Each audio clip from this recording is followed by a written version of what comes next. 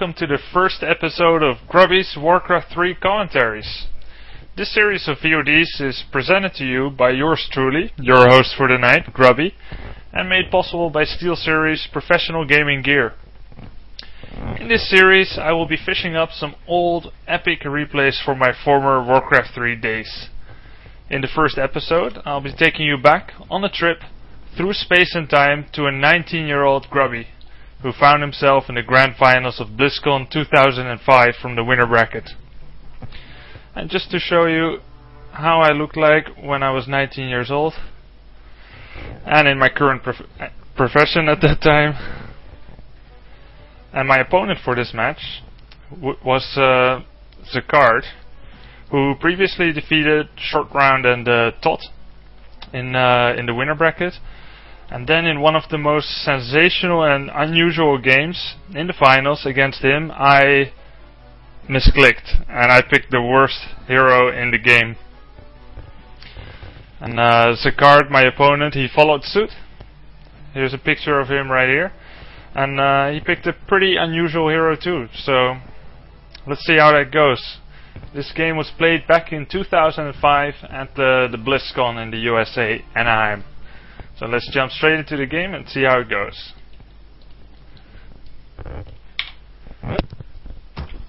I started at the top left position on Twisted Meadows, and we've got Zacard spawning at the bottom left at the 8 o'clock position.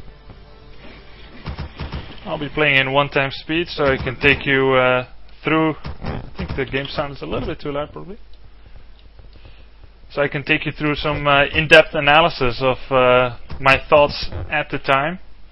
I do have a pretty good memory when it comes to tournament games that I've played. So I still know what was going through my head at the time. And I'll also tell you what I'm thinking about it right now. I might have some different opinions now. As we know, hindsight is always perfect. Well, Orc vs. Orc developed a lot over the past. I think it's still a little bit too loud. Orc vs. Orc developed a lot over the past years. Like, I've been playing WarCraft 3 since 2003, back in Reign of Chaos, and Orc vs. Orc was pretty messed up back then. It was all about secret tower rushing each other, non-secret tower rushing each other, and then the tower rush defense, and it was like mass Kodos or mass Wyverns. And of course, creeping had a much bigger role in Reign of Chaos because the money you gained from it was much greater. But it developed in the Frozen Throne when the expansion pack came out, which is called the Frozen Throne. And what happened at some point is, I guess what I call the Russian style. It was to get the Farseer, 17 out of 20 food, no units, just straight tech to tier 2 when you've got 190 wood, which is just about now. Just getting my last peon. And then you get a quick second hero. At first there was always the Shadow Hunter. You're using his Hex and Heal Wave. And at some point it was really popular to go Hex and Snakes. Snakes being a really nice addition in those big Grunts versus Raiders and Raiders versus Grunts fights. But it changed at some point to Firelord's second hero, and that's basically what you should be seeing this game in a normal world. And Twisted Meadows was one of the most popular maps for this, and I actually did this quite recently back in 2010. Farseer Firelord strategy against Chinese Orc. And obviously now we know it's all Blade Master versus Blade Master. And that was really way different in 2005. Farseer was the hero to get. If you went Blade Master, you would get towers to death. And people weren't that good yet at stopping it. So back to this game, you can see the first victory kind of goes to him. I scouted one side, and he saw where I came from with my Farseer over here. And he quickly realized that I must be spawning at the top position, so he gets first hits on me, attacking my burrow, and I'm trying to do some defense here. Didn't kill any wolves with my peons, just shot them down with the burrows, tried to dispatch of them quickly. And finally I found his base. He's got a small lead. My burrow is done a little bit sooner, so You do deal bonus damage on buildings which are not finished yet. They don't actually have armor yet. So in that sense, he has a small liability there. But the fact that he reached my base earlier does end up costing me a little bit more wood in the repair costs and the time that I don't spend mining lumber. That's gonna delay my tier 2 tech a little bit slower bestiary. So none of this action is designed to kill the opponent. It's just to reduce his lumber so that the tech will be slower. At this time I started my war mill. It's usual to get 2 grunts and then head over to the mill at the tavern right here where you can hire neutral heroes. One thing I want to tell you now. We're right here at the tavern, both planning to get 2nd hero, and we actually had a match in the winner bracket. And I ended up taking that match 2-1 from Zacard.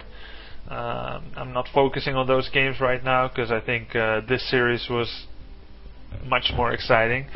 That series was also cool, but it was a little bit more of traditional play. Now I want to tell you something about hotkeys. In WarCraft 3, hotkeys, they are distributed by default, and if you want to change the hotkeys, you have to open, I would say, a config file, like a txt file inside your WarCraft 3 directory, and it's not a smooth integrated functionality like through the game. Let's say you go to a game, you press F12 for controls, and there you change it. So you have to go through this text file, and then you change the hotkey. Like you go look in the code. It's not HTML5. It's kind of easy, but it takes some getting used to. And the hero that I wanted to pick, and that everyone kind of picks, is the Fire Lord. Hotkey I. The hero that you definitely don't want to pick is right next to it on hotkey O. No, sorry, it's the other way around. The hero you want is the O. Oh, it doesn't matter, and the I is what you don't want. Now, I'm not going to tell you yet what the I is. Some people of you may already know, experienced WarCraft 3 players and spectators. But if you don't know, I'd like to keep the suspense. Now, I just want to tell you what the Farseer and Fire Lord combination will do for you. The Farseer you hire in because he's one of the first 4 heroes out of your Altar of Storms. And this means that if you want to get a hero, your first hero from the tavern, there's some delay. In Orc Mirror, you don't actually want to do that. So you pick one of the first 4 heroes, and the 2 most suitable ones for scouting are Blade Master and Farseer. And the Farseer is best at it. So I already just told you that the early game wasn't about dominating your opponent or killing him right off. It's about scouting information and just being a little bit annoying. Now Farseer is perfect for that. He's also a ranged hero, which makes it easy for him to hide behind grunts. Grunts being a very strong melee unit, and to rain havoc on the opponent from afar. So the second hero, if it's also ranged, you've kind of got that synergy going on there. And the Fire Lord, he's a ranged hero, he's agility based, which means he has a higher attack speed and benefits usually more when he levels up. He benefits more from agility, and he gets more damage than your typical intelligence hero, which is what the Farseer is, being based around spellcasting. And the good thing about both the Farseer and the Fire Lord is that they both create summons. Now I know this is really boring for the experienced WarCraft 3 players out there, but I just want to tell that so that everyone understands why they work together so well. You warp up a bunch of summons with both heroes, and those summons provide extra firearms basically in the fight. So we're almost reaching the time where second hero can be hired. I come from the dark. Holy holy peep. This was a very shocking moment for me. I wanted to get the Fire Lord. We're playing here for roughly the difference between $10,000 and $3,000 or $5,000. So there's quite a lot of money on the game, and I just misclicked getting the worst hero in the game, and I was like FML. You don't want to know how I felt. I wasn't quite thinking that I'm gonna lose the game, but it wasn't good, and he actually doesn't really have a purpose in straight up fighting at all until he levels up, which probably won't happen because you're probably gonna die in the next 2 minutes. But can't really reverse time, and I don't think he would accept a rematch if I asked. Now the weird thing is, what Zacard did is hire a Goblin Alchemist. Now the Goblin Alchemist is kind of a funky hero. He has very high damage, very high strength, very low agility, attack speed and armor. So he has a place in games, but this is not one of them. He's still moderately more useful than the Pit Lord, because he will actually chase down enemy heroes and kill them. And the Pit Lord, he's just kind of fat and lazy, and he can do like some fancy spells which will get cancelled out by very basic units from each race. Like if he does Howl of Terror, you can dispel it with Disenchant, and if he does Fire Rain, you can just throw an ensnare on him and cancel it completely. So at this point I just have to make the best of a very bad situation, and I'm like, yeah, I'm not going to win a straight up fight with a Pit Lord, so I'm just going to go back home and send my Pit Lord to do some harassment in the enemy base. And at this point the audience was like, whoa! They're seeing something they didn't expect at all, a Pit Lord in a professional game of a $10,000 finals, and they thought that I was being clever. And I think Zacard thought the same. They must have thought I had such evil plans prepared that this like all fit inside my strategy, and that I had like early, mid-game and late-game plannings and timings with it, but no, sorry to disappoint you, not true. I just misclicked. So I'm doing some Fire Rain harass. It's damaging his peons a little bit, slowing down his mining a little bit, but he killed my hero. Not a very promising start.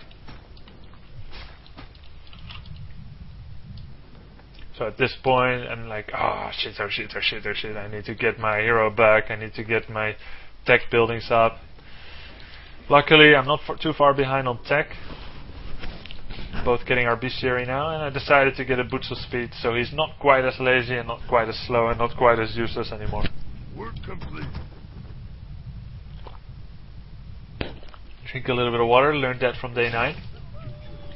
So my Farseer is back, and at this point my Pit Lord kind of serves as a lightning rod, I guess. Keep your attention on me, not too hard because he's so big and ugly. And using the time to distract him, I decided to go creep out my natural. You know, I'm at a disadvantage. Already lost my hero. I have the worst hero choice. How can I win? You always need to think, you know, how can I make a good situation out of a bad one? Maybe he's being overconfident. Maybe he thinks, you know, there's no way for me to win. I need to get economical advantage and creeping. So this opens up the chance for me to throw down an expansion later, which could help, either if he doesn't see it or by pressuring him into being forced to attack. So you can see my diversionary tactics are working out to an extent. Doing a little of a merry go-around while he's finally decided he doesn't actually need to chase me with everything and he can start creeping. So we're both doing some one hero action on each other. I did do again some mining denial. I did kill one peon earlier on, so that he chose not to remake it, so it cost him a little bit of wood. And he also crept the camp. I did that, and my camp was slightly bigger than his. If you creep the natural while your opponent creeps one of these orange camps, that's actually better. This one gives a level 1 hero about 220 experience. Well, it gives any hero 220 experience. I just wanted to say a hero who's level 1 will become about level 2.2 from this camp, and a hero who's level 1 will become 1.9 from this camp. So I'll be a little bit ahead. I'll also get a higher level item, which is worth more.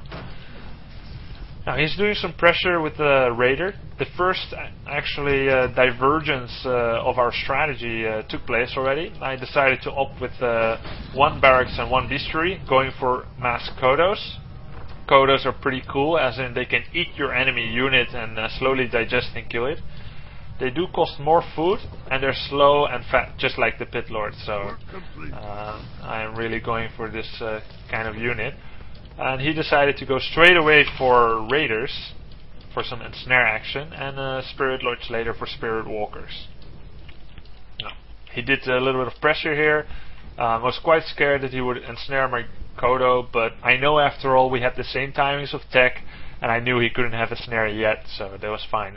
Still, I took the safe route and sent them back into my base.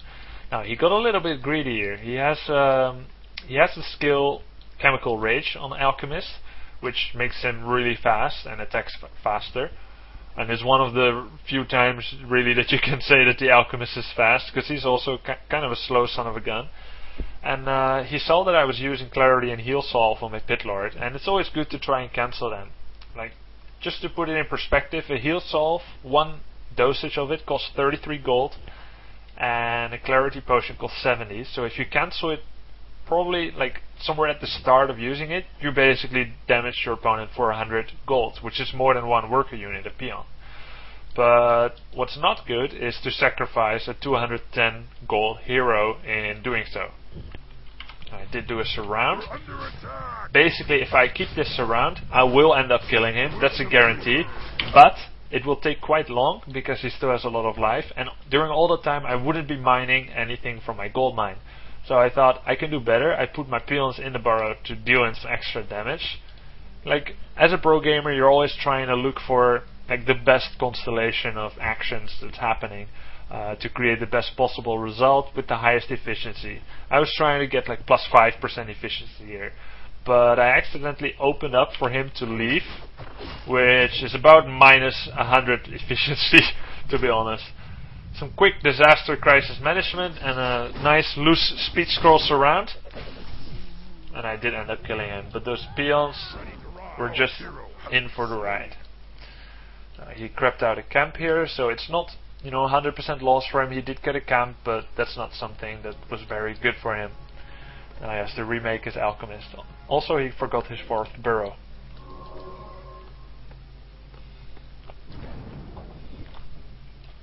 Now he's getting his Spirit Walker Adept training. That's pretty good.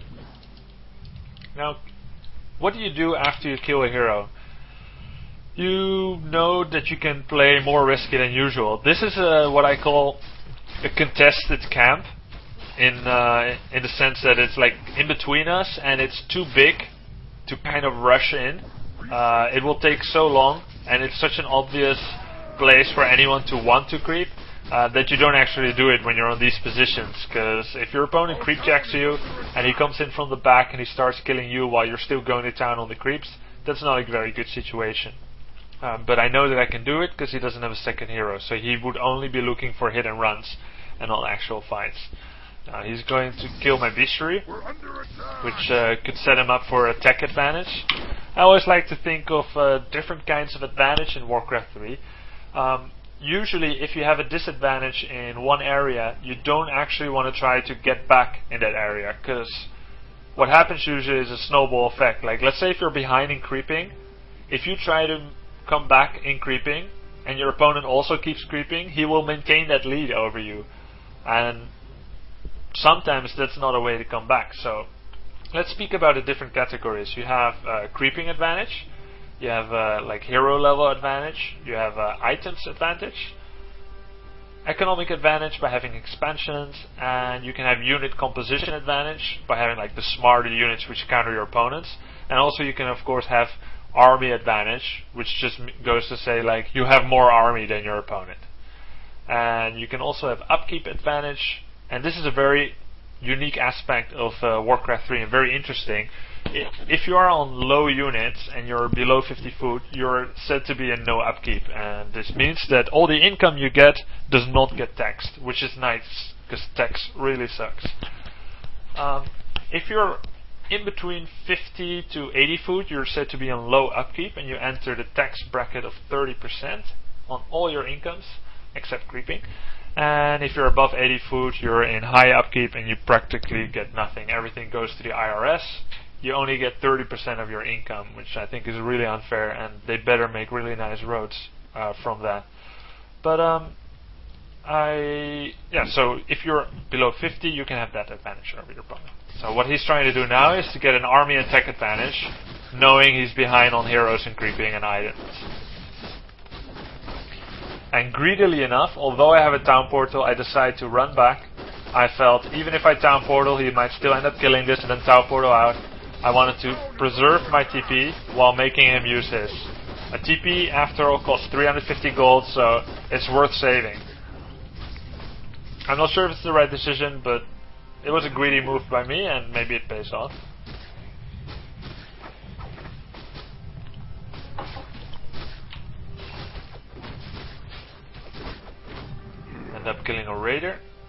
He's speech scrolling away. Did he scout? Yeah, he scouted that I have an expansion, and he felt maybe he can go cancel it before he TPs. Which is probably a good idea. Kill the peon, otherwise I'll just remake it right away. I guess he should TP out right now, which he does. So let's look at the position that we're in. I have 43 food, 400 gold, which means I have the capacity to go to just about 50 now. I have a war mill, I have no upgrades, level 3 and 2, and I have a heal scroll and a bunch of nice items. And he's level 2, he has a lot of consumable items, heal souls and clarities. He's already at 50 food and he has some money, so he's slightly ahead in the food. And also he has spirit walkers, which are not necessarily higher tech than Kodos, but as we know now, many years later, spirit walkers are very good in Orc versus Orc. I actually was the one that started using them, but I didn't use them 100% of my games. I did show how good Spirit Link was, and as we know now, they are a big part of Orc versus Orc. He doesn't have a war mill, and he decided to go creeping. He kind of made a mistake there. He dropped his boots of speed, and he didn't actually use it or pick it up. And I'm not sure any of us picks it up at any time in the game. He's creeping here, and he doesn't know if I'm going to creep check him.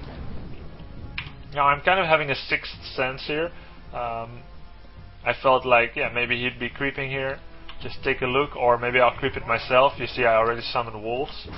I found him there, which is a pretty nice situation for me. This is kind of the first real big fight that we're having. This is the first Pit Lord versus Alchemist situation. And it's kind of funny, because he has a spell, Alchemist. The Alchemist Acid Bomb reduces my armor and makes my units easier to die. And I have Howl of Terror, which reduces his damage, which makes my units more hardy. So they kind of counter each other out. At this point, he decided to go for my Pit Lord, which is probably an atrocious decision, since I have Evasion, I have a TP, I have 6.6 armor, thanks to Protection Scroll, Aura Item, and Circlet. I also had Heal Scroll, I have Howl of Terror, so his units do less damage. And I Fire Rain myself, so everything from him is dying around me. I didn't want to take too much risk, so I TP'd out before I was too close. And he lost his Alchemist. So why did he keep attacking me? You could say... Okay, he died. You could say that was like he's kind of tilting out. Everything didn't go as he planned so far, and once he committed to attacking the Pit Lord, if he stopped halfway, not only would he look like an ass, like why did you attack and then stop if you didn't kill him, but it would also be like wasted opportunity for him to do so. But as an RTS gamer, sometimes you need to be familiar with the concept of sunk costs. You already spent some effort, you see it's not going to work, just accept that you lost that money and don't try anymore. And it takes a good player to do that. In poker you would call that a good laydown. Even after you've like betted and then raised or re-raised, you still need to lay it down if you see you're going to lose. And he was unable to do that at this time. I had TP, so had he checked he probably wouldn't have. And I got a lot of kills for that, and that cost him dearly. But even after making bad decisions, you can still make good decisions. And he went straight, sniffed out my expansion. I expanded once, he thought I'll surely try it again. And he cancelled it at the 99% mark, which is pretty good. And he TP'd out. So he's making sure he's not going to fall behind economically. His hero is back, and now he'll be looking to do some creeping. No, I'm expanding again, this time with a watchtower. And going for some creeping. But I don't want to do so without a TP, I think. I'll probably buy one. Yeah, and a protection scroll. Because with the layout of the map, it's a pretty fast way for him to go to my base, and I'd be all the way across the map. It's asking for a base race and to lose my main base, which could result in eventual loss of the game if I don't buy a TP. So you want to have that. Buy a TP, lose the game. Buy a TP, lose the game.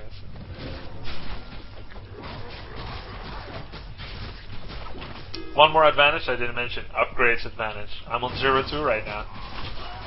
I'm going to speed up a little bit as creeping is incredibly interesting for me to watch, but not everyone agrees. And interesting decision now. He went straight over 50 food because he's at a disadvantage. So the way for him to win right now is to actually... it's not economically feasible to go over 50 food with so little money, but the way for him to win is to have more food than you would usually expect him to have at this point in the game. And I think that really characterized Zacard. He was aggressive, in your face, excellent micro, and he had big army real fast. And yeah, so if he catches me right now, he's going to have 2 units more than me. And despite all the advantages I had thus far, those 2 units could really make a difference. So, as you can see, I'm still at 50 food. I invested... This is about 500 gold. No, more. 550 gold. I upgraded to armor. That's another 400 gold. And I'm upgrading a tank. That's another 100 gold. So I invested about 1,000 gold. And if you couple that together with my earlier expansion attempts and the peons I lost, that's like 1,300 gold that went into non-threatening things. If you think about it like that, that's really how he could actually have 3 units more, 10 food more than me. I'm doing all these things which will set me up for a good late game, upgrades, expansions, but he was very aggressive and he cancelled it and he stopped it. So that was a really nice job by him that he kept himself in the game like that. And maybe it shows that I was too passive or too like long-minded in the game. And I think that's why usually in most of the times we met, because we met a lot, Zacard and I, he had the early game advantage, but in the end I always won. Greedy. Our town is under attack. Work complete. This is kind of funny. This is extremely risky move. All I have to get out here is a staff of teleport, and it can be cancelled by radar and snare. Now, obviously, I don't see anything, but by the time I see him, it's too late. So I was watching this replay just now in preparation, and I thought, surely now I will staff of teleport out, right? Like he's gonna come at any time, right? If he clicks my hero, he can see all the items I have, and he knows that if he gets in range, this equals 1 dead pit lord. So that's going to be a huge incentive for him to come back home and snare the hero, because these are the kind of advantages that he needs to kill a level 4 hero, get loads of experience, take my hero out for a while, and possibly do like a quick counterattack. So there's really no reason for me to hang out here except like to see how pretty fire range he can produce. I thought surely I will staff out now, right? Like I even planted a fake memory in my head where that's actually what happened, but nope. I want to kill this burrow, and there's the raider, so now I'm basically screwed.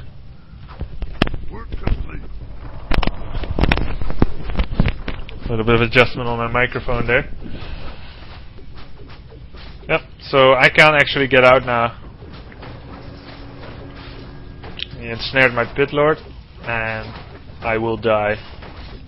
But I do take out this burrow before I die. A noble act, pit lord. A noble act.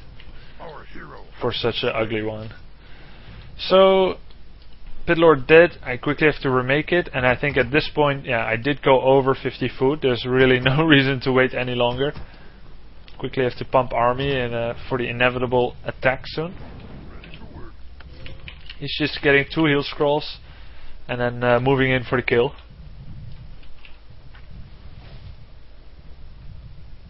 Sending some wolf harassment. And he catches a couple of my units here. But it's actually not that easy for him to fight right now. Like I have Kodos, I have superior upgrades, and it's not really a good position for either of us, but my grunts are in front of his raiders, and grunts do bonus damage on raiders, so it's not that nice for him to fight. He decides to run until he has Spirit Link, and now suddenly it's quite good for him. He didn't have that yet.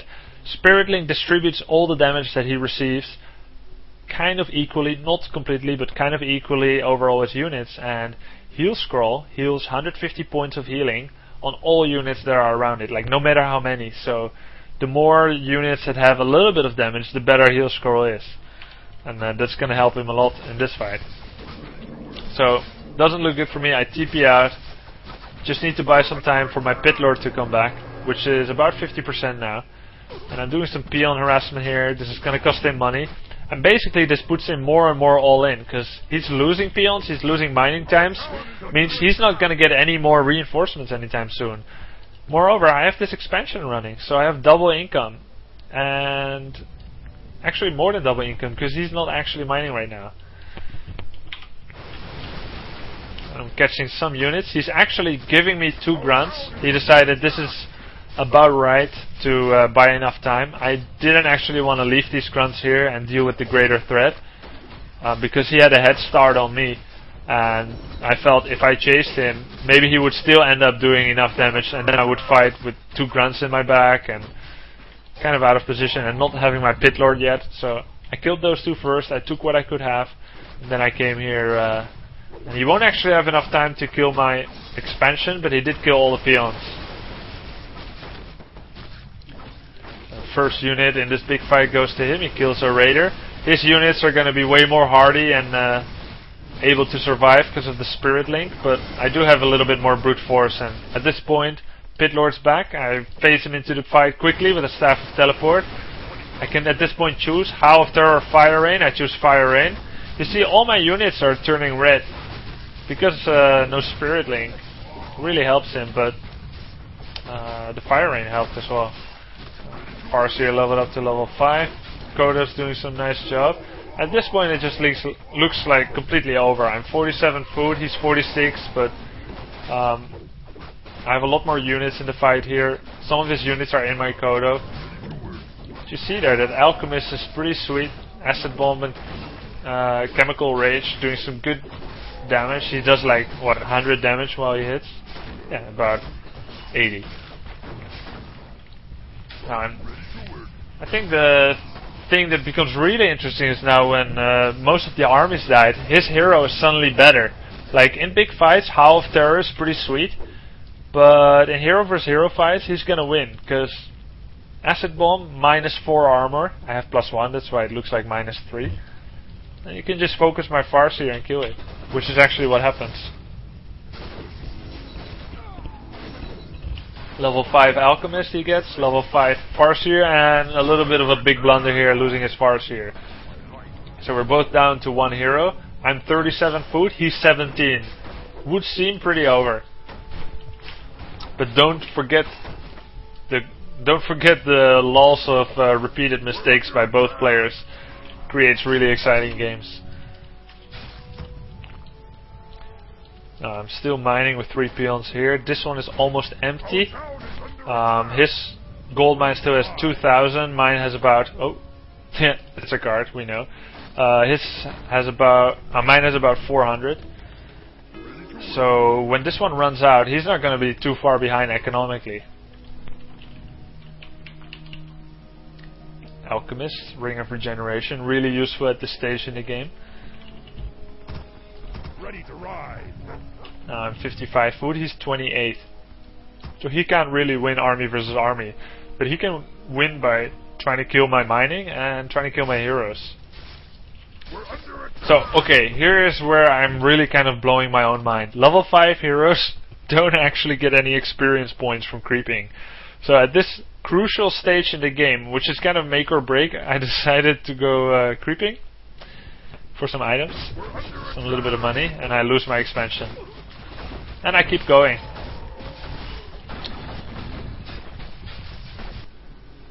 He killed all the peons. I come to the rescue, and he does not have a town portal, so this is a fight. Let's look. I have 53 food, he's 34. His Farseer is not quite back yet, so this looks pretty bleak.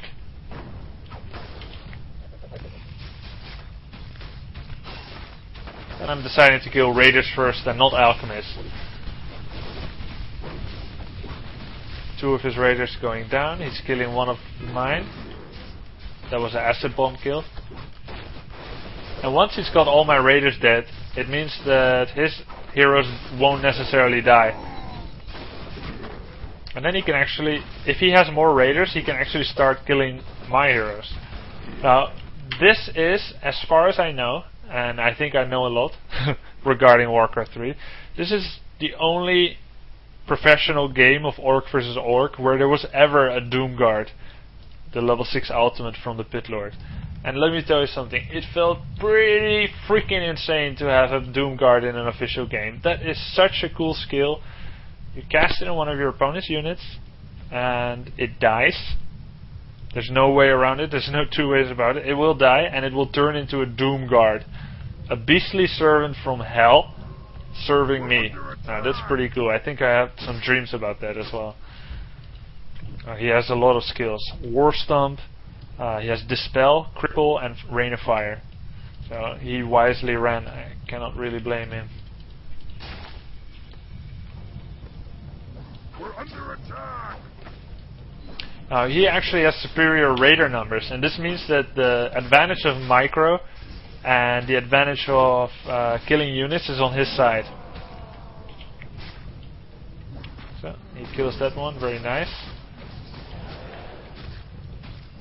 Gold mine has collapsed. His gold ran out, so he's pretty much going to have to do it with these 4, 5, 6 or so raiders that he can have.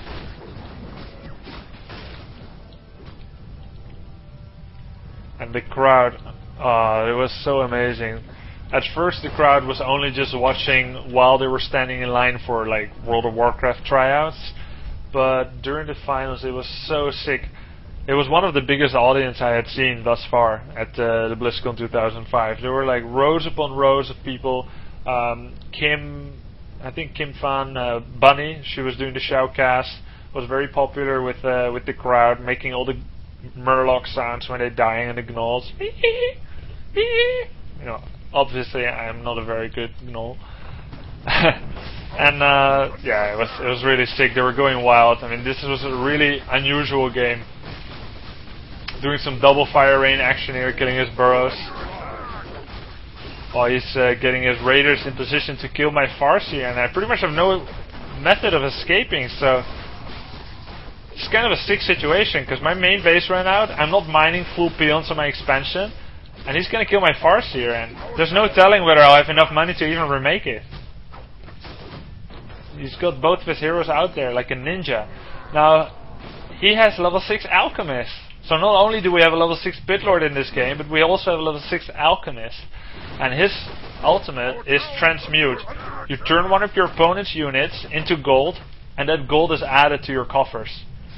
So he can just sell my raiders. And the sickest thing is, it has a 30-second cooldown, so he can do that pretty freaking often. You see this little skull there over the blue Farseer?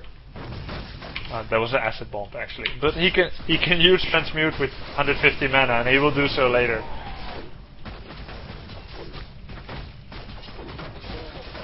Now me, the red orc, using some demolishers to do some damage, but they're not actually that useful in fights like this. This Kodo is eating one of his raiders. Not sure if it'll survive, and I actually got the hell out of there with my hero, because I was gonna lose this Pit Lord. Now, I do not have enough money for Farseer yet, just mining with 2 peons. And finally there, I'm remaking my Farseer. So at this point, I'm 1 versus 2 heroes. And he has a lot of mana, so you know, he could be killing me. He has 1, 2, 3 raiders. And there he just sold one of my raiders, but I doom guarded his raider. Boom.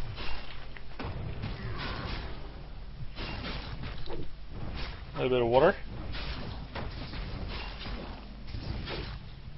Now, let me tell you something. This is a buttock clenching moment. I would kill myself over losing this game. Not only because I had such a good position, but because it would have been my fault for mispicking my hero. So I'm going into crisis management mode here. Almost going to lose my Pit Lord. Quickly buy Potion of Invulnerability. Use it on myself. And then at least I have the option of running away if necessary. Use it a little bit quick there. But I know that I can use that time now to run away. Get a few free hits while the Pac-Man can eat the ghosts, but now I have to run away.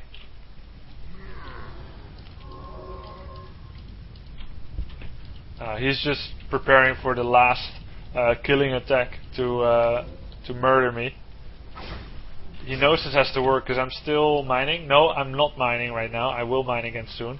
He's done some cute Farseer level, Farseer level 5, Wolves level 3 harassment, those invisible critical striking wolves, some long distance killing, and that kept my gold down, so I'm not gonna have any huge army anytime soon. Now he'll just be looking to get some more hero kills on me, and if I show any units, he could use 150 mana and turn them into gold. So if I show a raider, he could sell it and then make a unit with it himself. So what I'm doing is I'm keeping my raider away here until such time as that I feel like he doesn't have enough mana to transmute it, or until such time as that I feel I would rather have him transmute my raider than to like acid bomb my hero. So just biding time there. He's going straight for the Farseer, acid bomb, does damage over time, reduces armor for those wolves to do extra damage. Now I'm bringing in my raiders because I feel kind of scared for my Farseer. If I'm just going to keep running, I will lose the game actually, which is kind of fantastic after how it went. And boom, another Doomguard out of his raider. He was just about to ensnare me and definitely kill my Farseer, but just in time it changed into a Doomguard, and I felt so happy, so ecstatic. I felt now like I really had the chance to seal the deal on this game. And immediately War Stomp to get a War Stomp Doomguard surround. Got that sucker right there. Nearly lost my Farseer. There's really no way for him to come out. Run! Okay. Kill this Alchemist and snares around the Farseer. Stomp. Cripple, just to be sure, reduces movement speed. Was actually necessary. And boom, I kill his hero in style with a Fire Rain. Nearly lost my Farseer. There's no way for him to win the game, but he just wanted to get it. And I say no. No freebies. No cookies, even when I've won. Heal potion, speed scroll, heal soft, and GG. I'm reliving those moments again. Great times. So guys, thanks for watching. I hope you enjoyed it. And stay tuned for episode 2 of Grubby's WarCraft 3 Commentaries.